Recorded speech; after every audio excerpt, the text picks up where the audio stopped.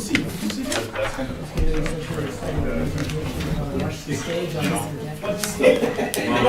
I got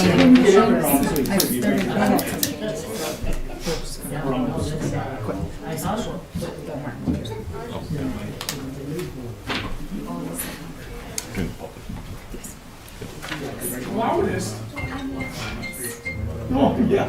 Yeah, fun loud sound stays similar.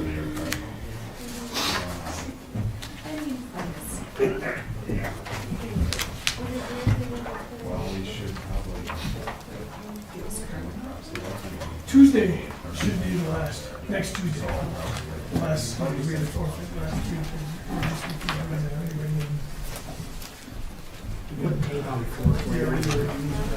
So it's not, so even if you lose, you just play in.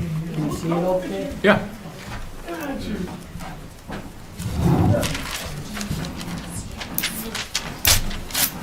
So usually I take my dog for a walk on the council meetings, and I didn't today because it's out and I have some other stuff to do, but I get a message from my mom that's like, no walk check today, and I was like, I'm fine. I don't know if you noticed, it's snowing. There's no sidewalk. She's like, she's not concerned, I didn't take the dog for a walk. She's your dog's advocate. She is, yes, actually. Because you're still alive. Right, yeah.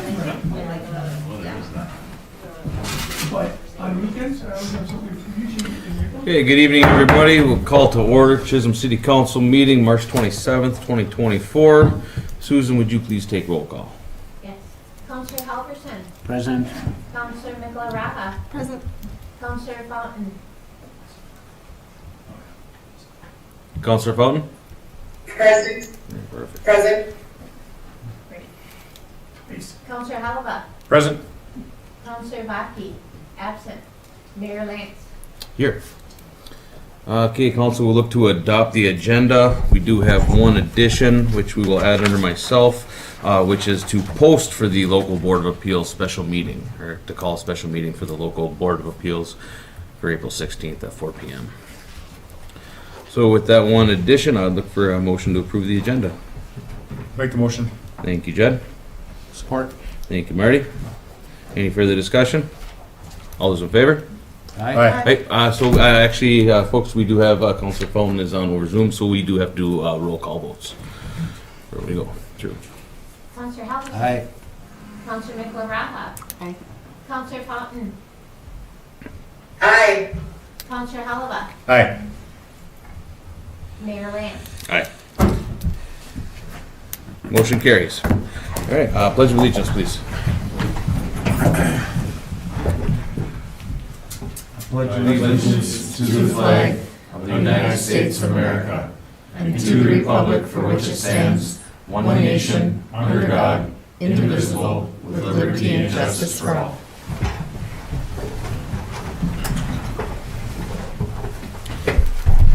Okay, I believe we do have some public participation then. Yes.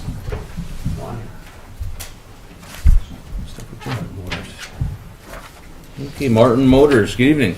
If you'd want to come up to the podium, please. Welcome. Hi, Council. We're just here to have our second annual car show. Last year went pretty good, and way more people and cars than we thought. yeah, we had over double of what we thought would come. So we assumed there would be 40. There was over 100 cars. And then we've been talking to Councilor Holloway there, and he wants to add a vendor event to the show, and we want to work with him too. So we just need approval. So we can make it a citywide festival again, because we're gonna need to block off the road again and get some garbage cans, and 2 bands. we added another band for the day, so it'll kind of go a little bit longer. It'll go to about 4 instead of 4 or 2:30 or 5. 3. We got Hobo Revival, which we had last year, and then we're hoping Vitamin Brown. And then I've also been talking to Black Bear Bakery. They said they might do some baked goods if we go that way, because we didn't have enough parking last year. Everyone was kind of jammed in there, so guess we're just requesting approval for a city festival for our event. Okay. June 29th. 29th. Yep, 10 to 5, 10 to 6. yep, and then we're gonna have pie in the house barbecue again, like we had last year. Trying to get an ice cream truck. Trying to keep it simple, but add a little bit more in. Okay. And you're gonna be looking to close from First Avenue down to the alley just past Central? Probably from, so, I was actually Front just and talking to Larry. and then we'll kind of make like an L. Yeah, just make an L up Main Street for like an additional block, Yeah. Okay. or even half a block, I don't know if we need a whole block. All right, any questions? All right. Thank you very much for the update. Thank you. Okay, we'll move along to council reports. Councilor Hollaba. Good evening. Good evening, Mr. Mayor. I attended the Public Utilities Commission meeting last week and the Safety Commission meeting. Okay. Councilor Mikaraha. Good evening. Good evening. No report. Councilor Fountain. Good evening. Good evening, everyone. Missing you. I'm here at home recovering from spinal surgery. I will have more in person to give the folks at home and also with my fellow council members. Till we see each other in person, I'll give you a formal report. Thank you, April. Thank you. Hope you recover well. Councilor Halverson. Good evening. Good evening. I've attended a few Redhead meetings and some Redhead site visits as we're going through this RFP process for the bids. Excellent. Okay. I have no report myself, so we'll move along to ambulance director. Tiff, good evening. Good evening. Hello, everyone. We have a couple updates down at the ambulance garage. Ambulance 3 is still on schedule for September. We're starting to get some of the deliveries. We've got the cotton house. We've got some other things coming along, so that's still on track. Another big thing is we have our part-time ALS has been approved, so now we have paramedics working as paramedics in the ambulance. Currently, we have paramedics working as paramedics as we speak, so if I leave, I apologize. And then on top of that, we have 2 brand new EMTs on our roster. We have 2 of our EMRs have passed their tests, and they're now EMTs, so that's exciting for the service. Very exciting. Any questions? Great job with everything you did with the LS, the application. Yes. Your team obviously is working very well underneath you, and it's all because of the leadership. Same thing with the city and leadership with Stephanie. I, for one, can't speak highly enough of you, Tiffany. Thank you very much, and we appreciate you. Yeah, it's really exciting, and one of the things to note about it is our services have already been utilized outside of 911 calls and hospital transfers. So just an example as to how badly the ALS services are needed. Today I've received calls from International Falls and Grand Itasca and Grand Rapids for help with ALS. Also Hibbing and every day from Central Virginia. So the region benefits not just the in town, but I am sure to make sure we still have a medic in town. So Right. And that being said, even our mutual aid partners are utilizing our ALS service. yes, one of our neighbors to the north has actually requested our ALS schedule, so they know when we have a paramedic on call, so they can call for help. Very good. Interesting. Thank you guys. Thank you. Thank you. Fire Chief. Chris, good evening.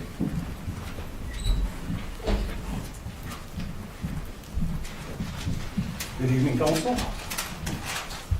I'll start out with our calls for the first quarter. We run 43 calls for the first 3 months of the year now. That's about our average. It's been for the last couple of years, 15 calls a month.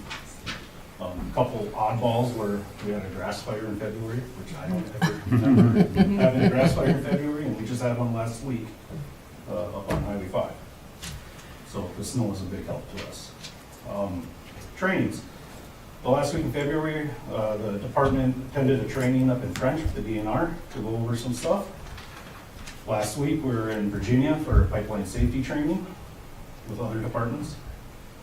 Next month, we have E1. We'll be up for our 3-day that we paid for when we bought the ladder truck. They'll be up for their 3 days of training, third weekend in April. So that's finally gonna get going here. So you'll see us on that truck once that training is done. We'll be on that truck quite a bit. We have Minfire coming up next month to do some mental health and emotional wellness training for the department. And what else do I have here? That's pretty much it. That's kind of what's going on right now. I mean, it's just a lot of trainings, a lot more to come. I don't have much else. Perfect. Well, staying busy. Thank you, Chris. Any questions? All right. Thank you. Thank you. Police Chief, Vernon. No report, Joe. City Building Official, Mandy, good evening. City Engineer, Jim. I have no report, thank you. Thank you. I used my allocation last month. Public Works, Larry, good evening. Evening, Mayor, Council. I do have a few things in the agenda, so I'll spare a long update besides we all know what happened outside. Winter was back, but truly helped with the dry grass that we were encountering there in the dry spring, so this will help. And it should be a nice slow melt coming up here, so. But with that, in your council agenda, in your packet, Gage Lustig, his last day employed on the crew anyway, was today. So we have a hiring again coming up. So we thank Gage Lustig for his time in the city, and we hope we can get another good employee like him, so. Excellent. Thank you, Larry. Thanks. City Parks, Trails, Bridget. No report. Thank you. City Library Supervisor, Katie, is not here.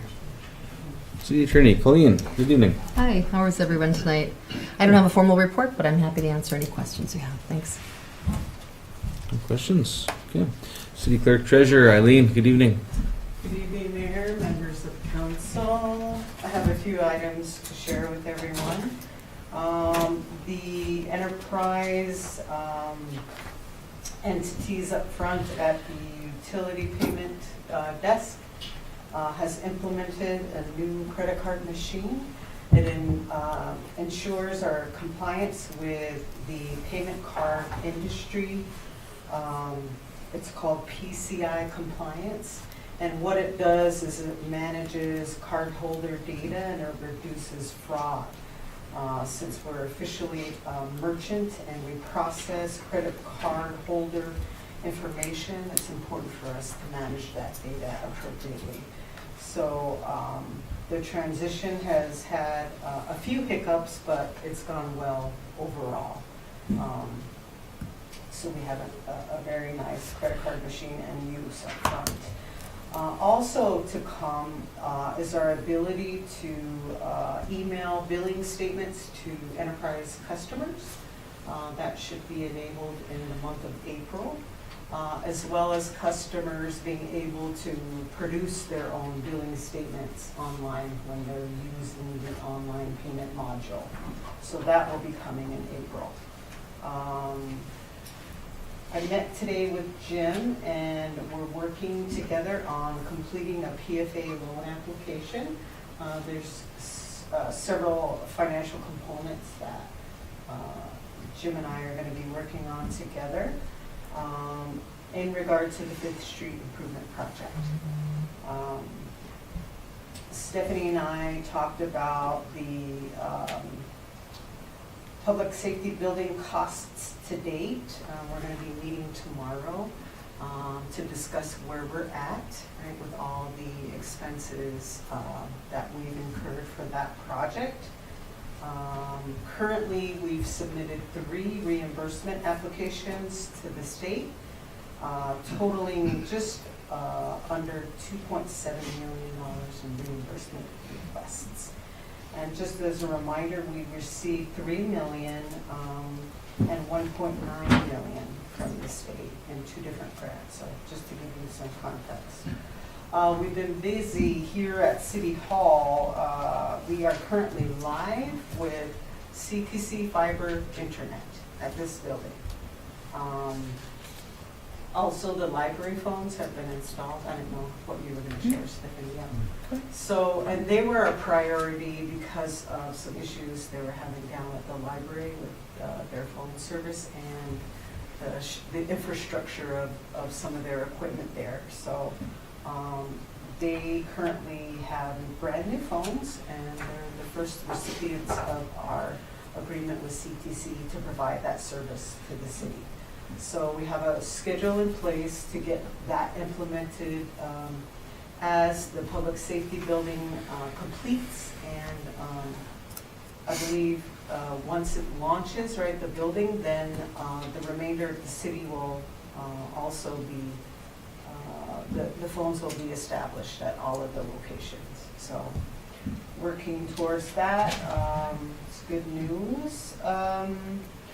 Also, financial statement presentation going forward, I'm going to approach it in a different way. I was inspired by the Enterprise Public Utility Commission meetings, because it's important, from the advisement of Stephanie, it's important to present the inflows and outflows of cash, right, versus just an accrual presentation.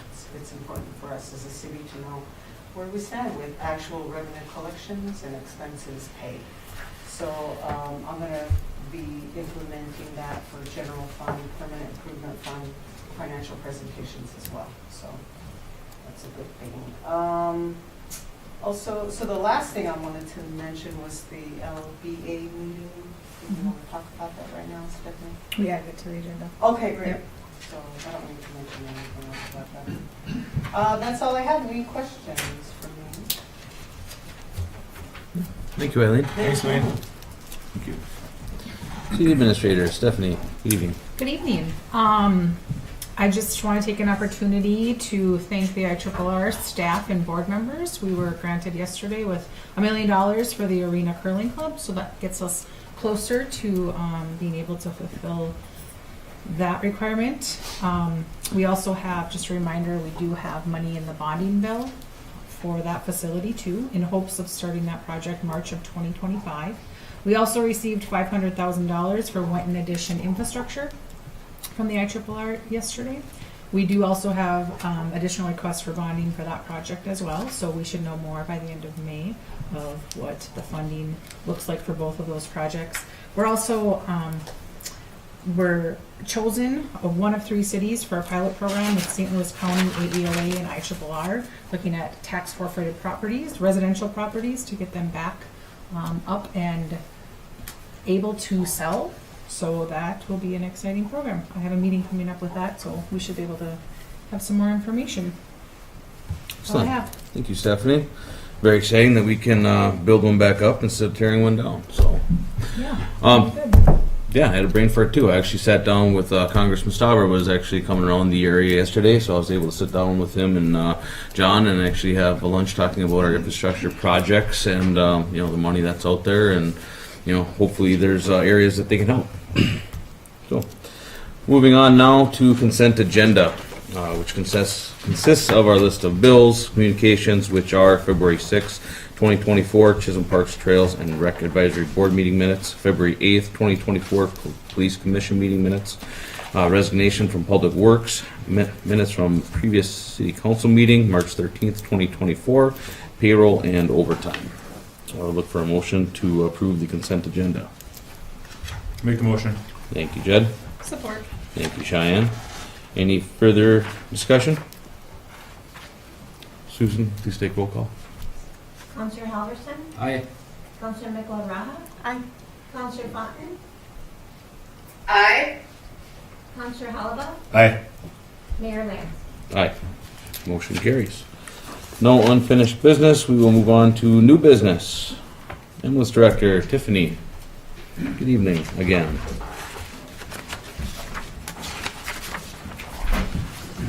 Hello. Again. I have a resolution, a request to put in a grant application. This would be for the trailer for the side-by-side, also known as Rescue 3. This is EMS and fire working in cooperation, and the matching funds is coming out of the emergency manager's fund. So it is definitely a group project. This would definitely expedite our response to areas like Redhead, Vulcan, and then if we were to be requested for mutual aid anywhere outside of those service areas. Excellent. All right, council, unless there's any further questions, I would look for a motion to approve resolution 0324-30. Make the application for side-by-side for the CCF. I'll make that motion, Mr. Mayor. Thank you, April. Would you like the dollar amount or? 2,975. Yes, please. Thank you, April. Is there support? Second. Thank you, Marty. Any further discussion? Susan? Counselor Halverson. Aye. Counselor McElrath. Aye. Counselor Fountain. Aye. Counselor Halaba. Aye. Mayor Lance. Aye. Motion carries. Thank you, Tiff. Thank you. Larry, welcome back. Mayor, council, thank you. Let me apologize. I have two small errors, and I'll just correct them, in the, right before we each do support. First on the agenda is the approval of the water sewer utility person. And after discussing it with our Department of Health representative to make sure this job description encompassed what the job actually is, we went from on page 13, I apologize, on 15, where it says a 5-year window under the last bullet point in the first minimum qualification, under minimum qualifications, the 5th bullet point, it says 5 years, it's actually 6. It's actually almost impossible to get it in 5 years, so we're moving that to 6. And with that, I would ask for your support and approval of the water sewer utility job description with that correction. Okay. Is there any further questions? Do we have to have someone above this person that has those licenses then? Yeah, So we do. while they work? We do, yeah. Yeah, so this person, so we have the water plant operator, water distribution person, and then we have our sewer lead. And those all have licenses, and this person works up to those licenses. This person will end up with a sewer license, water distribution license, and water plant operator license eventually. Okay.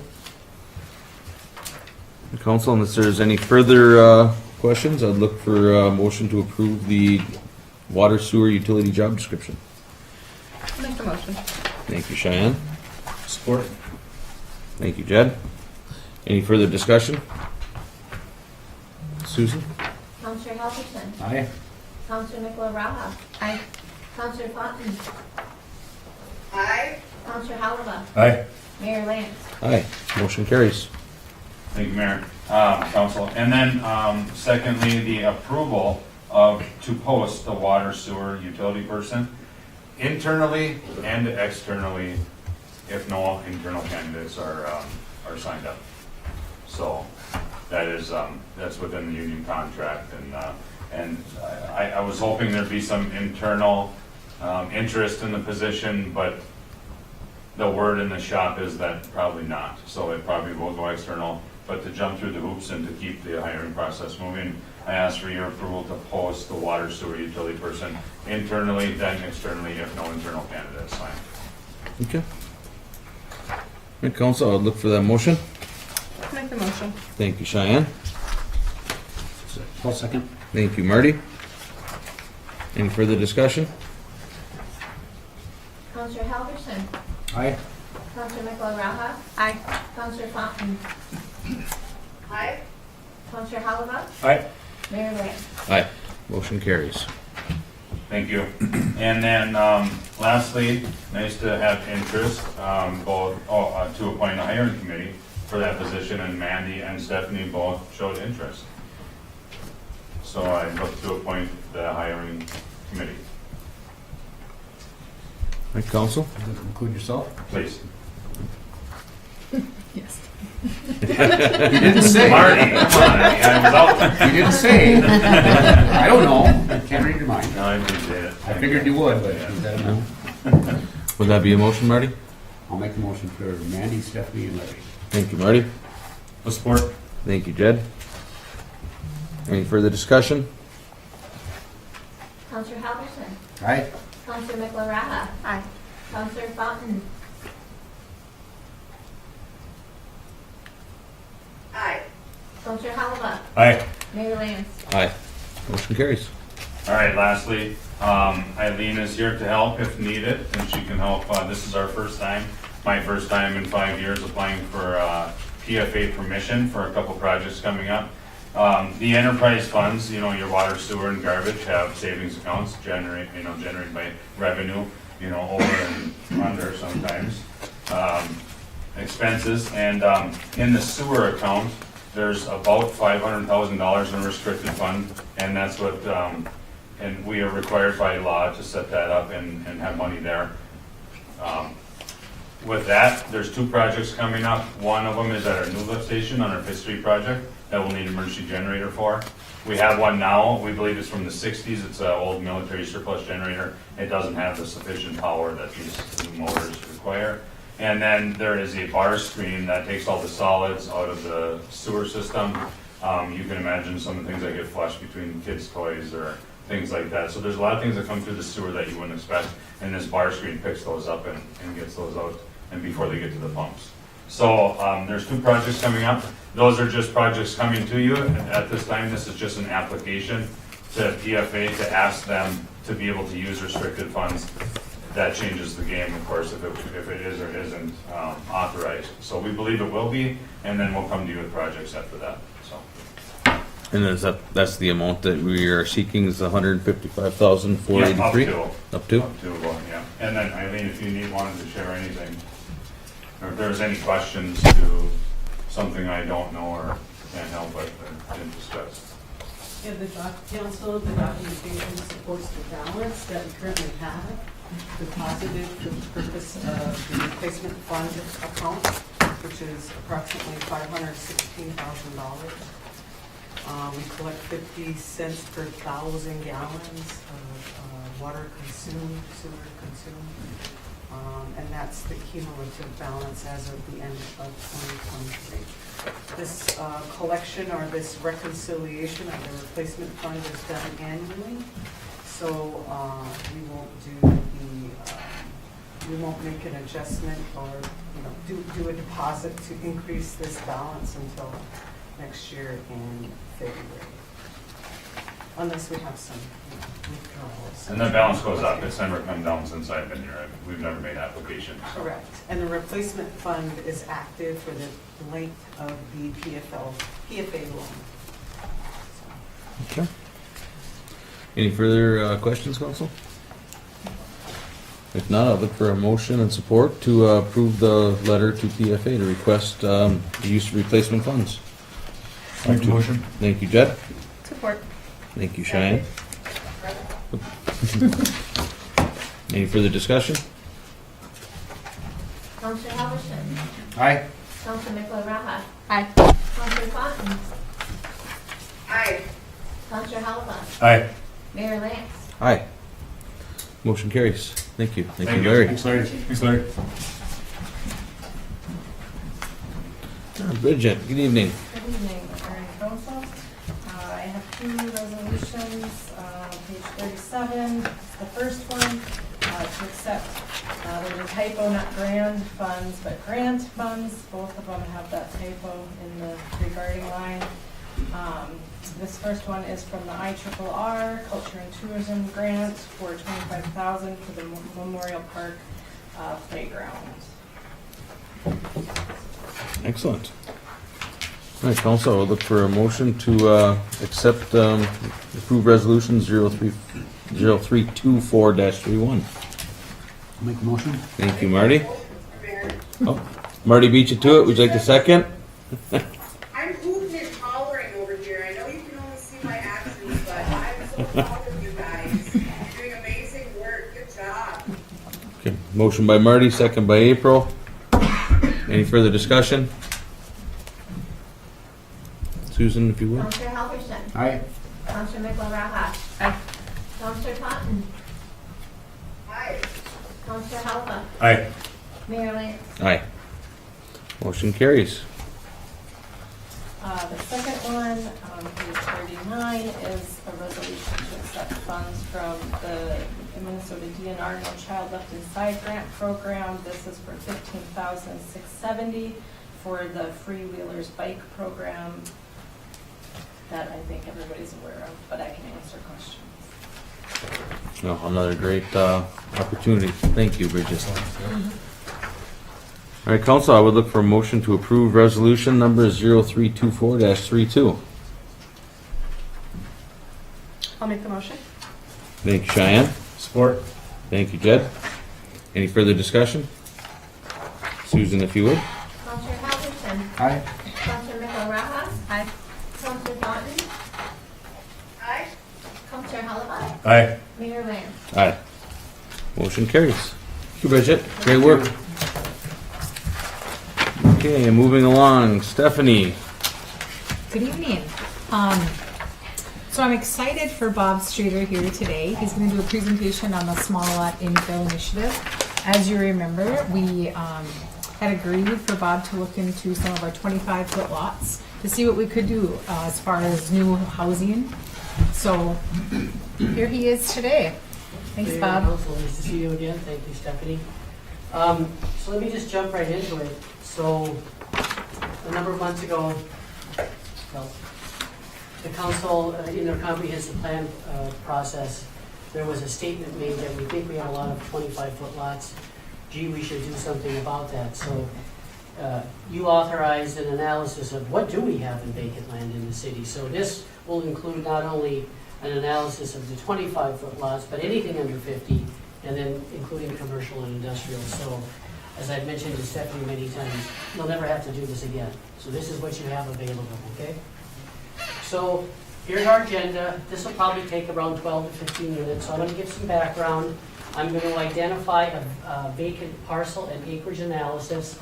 And then I'm going to talk about a vacant residential lot infill analysis. I'm going to describe some home types that will fit on 25-foot lots. And then there's a recommendation for you to consider a pilot project. And that will make more sense as I walk through the analysis. So, background. So, real simple, here's the issue. Bob, Yeah. I'm just, before I stop you, just so the people at home can hear you, if you just kind of, I know, people like, I like to walk and talk too, but you know. Appreciate it. Anyway, the issue was this. When the council undertook the comprehensive plan, there was a general statement of, we've got an undetermined number of lots that do not meet the 50-foot minimum. Specifically, we think there's a lot of 25-foot wide lots.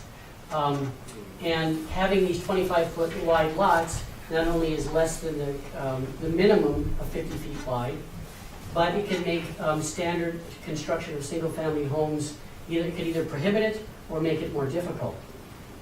So that's the issue. So then we look to the guidance, the council and the community's guidance on what you want to do. So this is right out of the city's comprehensive plan. Real simple. It's a goal of the city council to look at the addition of new housing through infill, specifically to pursue policies, studies, and partnerships that support the provision of infill housing, and then manage and improve vacant lots through a proactive infill strategy. So that's the policy guidance. So we always want to ground our activity and decisions in the community the council has made. So what are the benefits of looking at these vacant 25-foot lots and figuring out a way to allow construction on them? One, it will increase the supply of new homes for current and future residents. It makes it easier for local businesses to attract a quality labor force. It makes the neighborhood more appealing place to live, and it maximizes your tax base. The corollary, or the opposite, is also true. By not addressing this issue, you decrease the supply of new homes. You make it harder for employers to attract a quality labor force. It makes the neighborhood less appealing, and it minimizes the tax base. So the three big questions are, in this analysis, how many lots are there? Where are they? And what are their characteristics? Number two, what type of housing could be constructed on these lots that would be consumer demand and complement the neighborhood? And then sort of I added this on, is how many existing vacant and commercial industrial lots are available.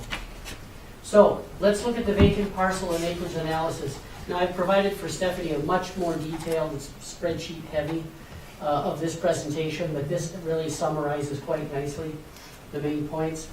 So when we look at the number of vacant parcels in Chisholm, we used county assessing data. The county applies a property class to every parcel, and there were 21 classes. We narrowed it down to 6. We combined them. So you'll look at residential, municipal and HRA, rural vacant, tax forfeit, commercial and industrial, and remaining. And remaining is like electrical utility, mining land, kind of is a catch-all. But you'll see here, there are 517 vacant parcels in the city of Chisholm. 90% of those are either classified as residential, municipal, or HRA property. 23% or 121 parcels are publicly owned. Only 8 parcels are designated for commercial and industrial development. So that's it. That's what the city has for commercial and industrial development, are 8 parcels. The last statement I'll just make is residential and municipal and HRA property classes represent a significant potential for residential development as well as commercial and industrial, depending where they are located in the city and what their zoning designation is and what road they're on, or what is the road classification in terms of the weight it can handle. So you'll see that's a summary, 517 parcels to see how it's broken down. But that doesn't tell the whole story, because now let's look at the acres. So same categories. So there are 1,128 acres of vacant land in the city of Chisholm. Now Chisholm's 4.73 square miles. So the vacant land represents 37% of all the land in Chisholm, according to the county data. So residential, municipal, and HRA tax forfeit vacant land represent 52% of that land.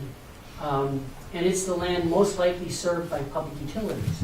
Rural vacant accounts for 41%, and it's most likely not served by public utilities because it's not served by road.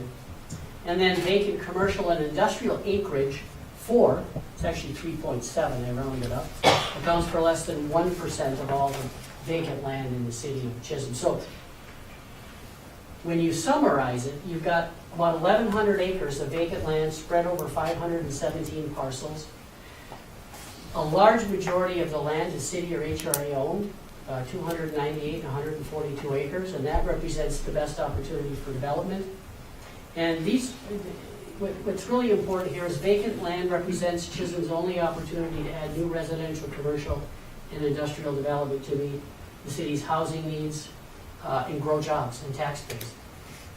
Without this land, or if this land was left undeveloped, the city needs to rely on neighboring communities for housing and jobs. Okay, that's a really important point I want to make. So this is just a real simple map of all the vacant parcels in the city. So let me point out, in the northwest part of the city, you've got some subdivisions that were platted. These, why they have lots, there are no roads. So when I talked about rural vacant, this is what I'm talking about. So this area represents potential for redevelopment insofar as the parcels are developable and they have access to public utilities. If you look on the east side of the city, which I'm sure is not surprising to the council, you've got these large tracts of land that remain undeveloped and potentially could be developed. And then you've got some areas south of 169 that would really be quite challenging to get access to. But that provides a picture of, and then you'll see in the middle, these little dots, those are all the infill parcels in the city, the built-up area. Okay. So I think as you drive around the city, you probably see this, but it's kind of nice to see it on a map in one place. And I've got 8 different maps that kind of break it down based upon the category. So let's move on. So one point I wanted to make is with regard to commercial and industrial, I would recommend or suggest the council begin a discussion or assess the potential for commercial and industrial development either in the pink ring, which are those large parcels on the east, or the yellow, which represents the highway in Balkan Township. You know, my argument being, I think there's 808 people that live in Balkan. 98% of them leave the city or the township every day to go to work. They do all their shopping in Chisholm and Hibbing. So I think it's reasonable to expect that they may want to cooperate with Chisholm, maybe free up some land along any one of these corridors for industrial and commercial development. So,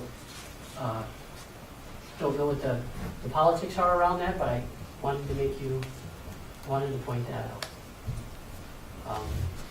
Anyway, let me continue. So, let's talk about the infill analysis.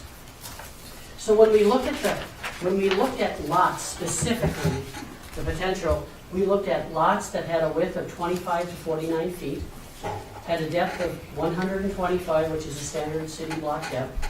Sometimes it could be 120. And so the area is between 3,100 and 6,100 square feet. And then we looked at, of those parcels, how many have access to a street or right-of-way, and then how many have access to public utilities. So I just assumed that if it was on a street, it had public utilities, but I'll need to confirm that with Mandy and Jim. So that's kind of what we looked at. So before your eyes glaze over and you tell me to go home, let me kind of show you what this says here. So, oh, sorry, here. So anyway, there are options 1A, 1B, and 1C. So look at this column. So we're looking at lots with a 25-foot width that are on a street. There are 46 of those. 41 are privately owned, 5 are publicly owned. That's how you read that. If you look at option 1B, these are lots that are 26 to 49 feet that are on a street. There's 16 of those. 12 are privately owned, 4 are publicly owned. And then option C, these are lots that are greater than 50 feet in width. There's 172 of those. And 108 are privately owned, publicly owned are 54, and municipals 10. So that publicly owned, that may be HRA or county or city, but it's classified differently by the county. There's a sort of a municipal and then a public. It's how they account for it. And then 2A, 2B, and 2C repeat all of this top column except they have access to a right-of-way. So in other words, it's been platted, there's no road there. And then there's a whole slew of parcels that don't have anything. So there's 327 opportunities for infill laid out in widths of 25, 26 to 49, and greater than 50. But we're going to focus on this column here. Lots that are specifically 25 feet wide. So let me move on. Oh, gee, it took me about 10 minutes to figure out how to do this, and I didn't even use it. Anyway, okay. All right. So Stephanie has a wall-size map of this, but these are all of the the infill lots in the city, and then they're categorized by color. So when you see a red, those are the ones that are 25 feet wide, and that's where they exist. I just wanted to point that out. So when we're looking at 20 foot wide lots, you know, we can't typically build a home that's 55 feet wide. Okay, it's not going to fit. So what kind of homes could fit on these lots in a way that meets consumer demand and complements the neighborhood? So what I did is I pulled 7 examples of different home types that could fit. And by fit, I mean if you were to, the homes are, the width and the length of these homes are such that you would have a 2-foot setback on each side. You would have a 30-foot setback to the rear and a 30-foot setback to the front. So that's what I look for. And there's more than this. I probably have 20 or 22 I looked at, but I wanted to provide these 7. So when you look at this table, you're going to see the plan number. That's the whole plan number. You'll see the square feet, the number of bedroom, baths, stories. These are all slab on grade. So if you want to add a basement, you're going to look maybe to add another 4 to 8% roughly. Some, all but 2 have a garage. Here's the width of the structure. Here's the depth of the structure. And here's the height of the structure. And here's the estimated cost for this zip code. just to construct the building. It does not include, for example, purchasing the lot or having to stub out water and sewer to the lot, which Jim was telling me today is about $4,000. So just want to point that out. So let me show you what they look like. Here's an example of a home, and I've kind of laid out some specifics from the table, but you can see it's a front-loaded home. The garage is in front. So there are some blocks in Chisholm where people enter the garage from the street, and there are some where they enter from the alley, and there's a different way you can do that. And then this describes the inside of the house, but you can see it's 2-story. The thing about these houses, this house I think is 1,400 square feet. That's reasonably large. So to fit these kinds of houses on the lot, they typically have to be longer and 2-story. But you can do 1-story, or something smaller, and I'll get to that. Another example, here's another front-loaded house with a garage, and it's about a little over 1,400 square feet, and the estimated cost is about $195 a square foot for $288,000 to build this. Now, the service that I use to get this information and do these estimates, I have to pick the level of quality, and I have to make some decisions about the number of windows. So I kind of picked the mid-range of the quality, and I excluded the basement. But this is just to give you an example about look and fit. Okay. Here's another example. It's one of my favorites. 672 feet. It's the Bachelor's Paradise. It's 2 floors, 1 bedroom, 1 bath, slab on grade. It's got a little garage in the front. It's about $141,900. Here's a fourth example. This is a larger one. It's 1,500 square feet. It's got 2 floors, 2 bedroom, 2 bath, or 2.5 bath, and it's got a garage, 270 square feet, $266,000. The 6th type is 1,600 square feet, slab on grade, about $281,000. And you can kind of see this is rear loaded. So this is the type of home you'd put on an alley. So you come in the alley, so if you see that faded picture in the middle, okay, that's showing you the back. Okay? And then I think this is the last one. This is 860 feet, 2 floors, 1 bedroom, 1 bath, slab on grade, about $139,000. It's got a loft for a 2nd floor. Oh, this is the last one. And this is about 1,000 square feet. This does not have a garage built into the structure. You could add a separate garage in the back if you wanted to. So I use this example. If somebody doesn't want an attached garage, they can still do a garage. It's just not attached. So I wanted to show you what that looked like. So there are 7 examples of the types of housing that can be constructed on these lots that would meet consumer demand and complement the neighborhood in terms of its architecture. So the last section, I want to talk about a pilot. So in discussing it with Stephanie, the purpose of the pilot would be to build community support for small lot home construction throughout the city by providing actual attractive examples. Okay, so rather than just authorize it on every lot, 25-foot lot in the city, let's build some over here. People can drive by, they can take a look at it and like, hey, that was a great mother-in-law kind of apartment, or it'd be great for a son or daughter, or maybe an aging parent. So what we did, Stephanie pointed out a parcel, that's the pin number 5th Street Southeast, just south of Public Works. The lot there is 130 feet wide by about 125 feet deep. It does have public utilities in the road, but not stubbed out, and you'll see why in a second. And it would have access to gas, electric, phone, and fiber. So you'll see that the lot there's Public Works, and there it is. When you get a close-up, that's the lot itself. So that little Bat Cave Road that Larry's been using for years. So we would take that away, and that lot would be squared off. That's what it looks like. So that's 5th Street looking west, and there's Larry's road. And then you've got the road along the lake. So I understand that's owned by the school district now, but the city's in a negotiation to try to get that. So the steps would be to make some modifications to the zoning ordinance, and I've been talking with Mandy about some simple modifications to the zoning ordinance, because right now, you can build on a 25-foot lot, but there aren't really any standards. The issue with having those standards and building on a 25-foot lot, if you have a gabled roof and it goes out 2 feet and it rains and you don't have gutters, the water ends up going on your neighbor's property. Or if the neighbor's got a 100-year-old oak tree on their lot, you come in, you build a home, and you're taking out the root system, their tree dies. So we need to put some standards in there to make sure that doesn't happen. Real simple stuff. So the idea would be to subdivide that parcel into 3 or 4 25-foot lots.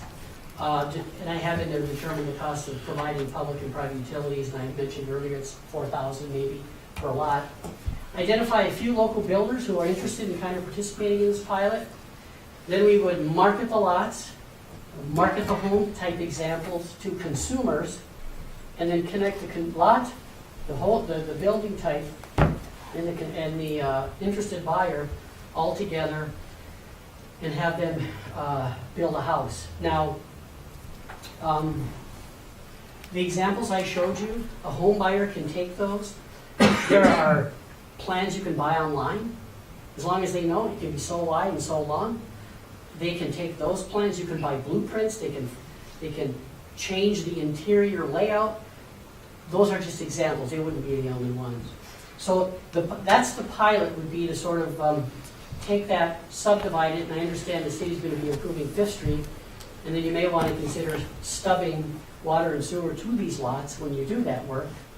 Then the lots are pretty much ready to go. Something else you may want to consider is building a spec home. So you get a local builder, you build one of those homes on spec, and the money you would use wouldn't be your own. There's other sources I think we can get it from that would pay to have the home built, and then when the home's sold, they get paid back. So it would be a way of, it's like they do in any large subdivision with national home builders. They always build 1 or 2 models, and people go by and they get to walk through it and be like, I'd like to have one of these. So it's always better when people can see it and walk through it. So the 2 pieces of the pilot, and for the council to consider, is would you want to do pilot 1, where that's sort of 1 through 6, or would you want to also do 1 through 6 and maybe consider a spec house if there was other money that could be used to get it constructed, and provide an example of a home on a smaller lot. So with that, I'm happy to answer any questions. I know that's a lot. Not asking for an answer tonight, just if there are any questions. Well, very informative. Definitely appreciate it. It's intriguing. I like those. I like those lots, those small houses. The cost is a little, Yes. but it's amazing that to build a small house that it still costs just as much. It's But I'm definitely. I believe this obviously needs a lot more conversing with us. And for one night to jump in there. But anybody has any questions right now? I'm definitely intrigued. Just a couple comments or questions. It may be nice to see a few more cheaper options if they're out there, some of the lower ends, just to, give people not so much sticker shock, but maybe some people just want a simple, small place, I will provide 85, maybe 8 more examples. I'll do that. And that Fifth Street Southeast site has had some geotechnical soil concerns in the past. There's been some sinkholes there. The Public Works garage is settling, mostly because that used to be a mine pit years ago, and they backfilled it. And chances are the backfill is settled. Okay. Just so we're aware, and if there are some simple things we can do to help alleviate issues in the future of settlement or concerns over, post-construction settlement. Thank you for pointing that out. And if there are those issues, there are other areas in the city, I think we could find lots to do this. I don't think there are things that can't be overcome. It's just that there should be an awareness and a geotechnical plan, surcharging or doing something just to get a better level of comfort. Okay. With that. I think it's a good location, it's a good site. Mhm. Sure. It's just that south side of Chisholm is had a history of underground mines, old Yeah. mine pits that have been backfilled, Okay. sinkholes. You can see some of those areas on Fifth Street where the sidewalks are going like this, and that's probably why, for the settlement. Well, then it would be the, you know, it would be the one of the only houses in Chisholm with the 250 basement. Put in a shaft and mine iron ore. Change zoning to mining as an option. Okay. Perfect. Well, thank you very much, Bob. I think our next step will probably end up having to be a working session to actually kind of dive into this maybe a little further, and maybe have you come back via Zoom at that time, or? I'll get some examples too. This is excellent. Thank you. Yeah, thank you. Yes, thank you.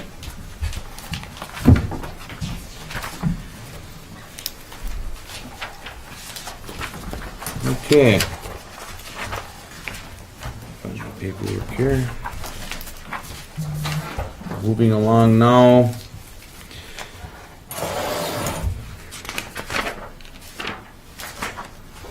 Request for citywide festival, June 29th, 2024, Martin Motors. So it looks like requesting to close down Central from their shop to Lake Street and then up to First. Obviously, I believe if we're doing that, we do the whole block there so nobody turns down and gets caught, right, Chief? So, no, I think the event they had last year was a huge success. A lot of people came into town. Nice that they're getting a lot more vendors involved. Thanks, Councilor Oliva, for working with them. I'm not sure if anyone else has any concerns or issues. If not, I would look for a motion to approve the request for a citywide festival and to close off the streets. And Just one clarification, do you want to use part of Lake Street or no? Yes. Yeah, that's what. Yep. Yeah, so we'll close from First to just past to yep. 1 second, April. We probably want to close just right on the other side of Central, right? We could, yeah, we could, or we can diagonal, and Larry and I can work on this. We could also diagonal from Kiwanis Park over to what used to be Wizards, so there's still traffic that can flow by and see what's going on, but, you know, you still have that blocked off. It's a nice option. Yeah. So people coming up have a way out. Okay. Good idea. April? I just had a quick question for you, Mr. Mayor. Do they have to charge the vendors to come there, or can the vendors just come for free? And, because I know we had questions about that before, using Kiwanis Park and all that together. Great question. I don't think we did have a charge last time, did we, for anyone that was using the, or did we? The city charge? No. Yeah. Is the question pertaining to if the vendors charge to be in the festival? Yeah. I don't know. Are you charging the So vendors? we're not charging anything, we're donating canned goods to the Chisholm Food Shelf, again, like we did last year.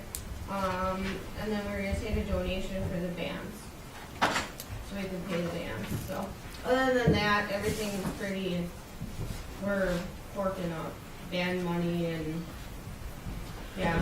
Pie on the Hog barbecue is coming for free, everyone's, I don't know what the other vendors, like, if they have to pay, but, like, Yeah. craft ones, Like last year we did, or the two we did a $10 fee, just went to the Thomas Wayne Memorial, so we haven't decided on that yeah. yet, so. Other than that, Yeah. there's, like, even, we had the candy park guy, Lewis, come and, we Yeah. didn't charge anything. Yeah. Excellent. Okay, a free event, donations welcome to help offset the cost. Be much appreciated. Answer your questions? All right. I would look for a motion to approve that request. And for Martin Motors to work with Larry and Jim and Vern. Make a motion. Thank you, Jed. Support. Thank you, Cheyenne. Any further discussion? Susan, if you would. Counselor Halverson. Aye. Counselor McElraha. Aye. Counselor Fountain. Counselor Halaba? Aye. Mayor Lance? Aye. Motion carries. Okay. Next is a citywide festival request for Dock Moonlight Graham Days. We have this in front of us here. Fundraising, beer tasting fundraiser, April 19th, 2024. Proceeds from this event are used for our annual Dock Moonlight Graham Days and Dock Moonlight Graham Days Parade. Anticipate 200 plus people attending the event this year, and very happy with their 80s blockbuster themes. So another fun event happening in Chisholm. I would look for a motion to approve that request. I'll make the motion. Thank you, Marty. Support. Thank you, Cheyenne. Any further discussion? Susan, if you would. Counselor Halverson? Aye. Counselor McElraha? Aye. Counselor Fountain? Aye. Counselor Halaba? Aye. Mayor Lance? Aye, motion carries. Hey, last on the agenda is to schedule a special meeting and post for the local Board of Appeals on April 16th at 4 p.m. I'll make the motion. Thank you, Marty. Support. Thank you, Cheyenne. Further discussion? I apologize in advance. I will not be at this meeting. I will be out of town, unable to attend, so. Is there any way we can get some training for that? Those that are not trained? Yeah, I believe it's an online training that takes a couple hours. Okay. I can have ask Susan or Eileen to send that out to everybody. Thank you. Perfect. Okay, Susan, if you'd take roll call. Counselor Halverson? Aye. Counselor McElraha? Aye. Counselor Fountain? Aye. Counselor Halaba? Aye. Mayor Lance? Aye, motion carries. Miscellaneous. Does anyone have anything they would like to add? I would look for a motion to adjourn the council meeting. Motion to adjourn.